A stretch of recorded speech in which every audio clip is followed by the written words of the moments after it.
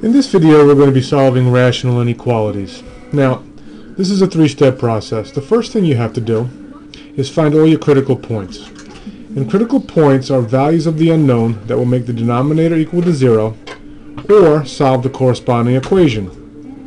Once you get those critical points, you need to test the regions defined by your critical points, and that will tell you what your solutions are, and then you just need to report your solution. So let's go ahead and find our critical points in this rational inequality. The first thing we're going to do is figure out what's going to make any denominator equal to 0. So we know that a equaling to 0 will do just that. So we know one of our critical points is a equal to 0. Now what we're going to do is we're going to solve the corresponding equation. So to solve the rational equation, we usually clear our denominators. To do that, we multiply by the least common denominator, which is a. When I multiply by a, I get 2a minus 3a divided by a is 3 is equal to 5a divided by a is just 5. I'm going to go ahead and add 3 to both sides, giving me 2a is equal to 8. And when I divide by 2, I know that a is equal to 4. So that's another critical point, a equal to 4. Now we're going to go ahead and test these regions. What I mean by regions is if you look at an x-axis, we've got two critical points, 4 and 0. We need to plug in values from anywhere in these three regions, and if that value makes this inequality true, then that's a solution to the inequality. Or if the value doesn't make it not true or false, then that's not a solution. So let's start to the left. Let's start by plugging in a value anywhere to the left of 0. Let's try -1. So if I'm going to plug in x equal to -1, excuse me, a equal to -1, that's going to give me 2 minus 3 divided by -1 is greater than 5 divided by -1.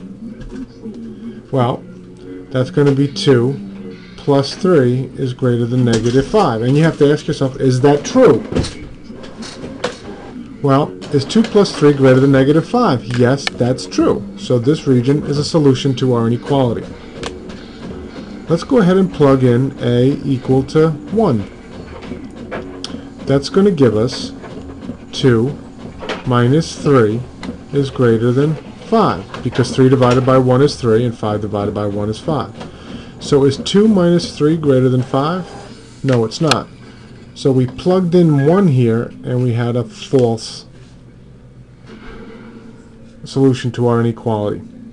Now let's go ahead and take any region to the right of 4. We'll just plug in 5. So if we let a be equal to 5, that's going to give us 2 minus 3 over 5 is going to be greater than 5 over 5. So is 2 minus 3/5 greater than 1? Well, 2 is 10/5 minus 3/5, so that's 8/5. Is 8/5 greater than 1? Yes, it is. The numerator is bigger than the denominator. So that makes this region true. Now it's time for our last step, which is to report our solutions. We know that a has got to be less than 0.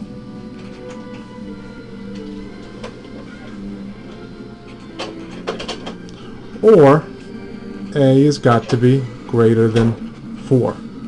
You might see that written as a such that a is less than 0 or a is greater than 4, and they may put that all in brackets. Or you might see it, that's the same thing in interval notation, which is -infinity to 0, not including 0, joined with 4 to +infinity. These are both the same, different ways of writing the same thing.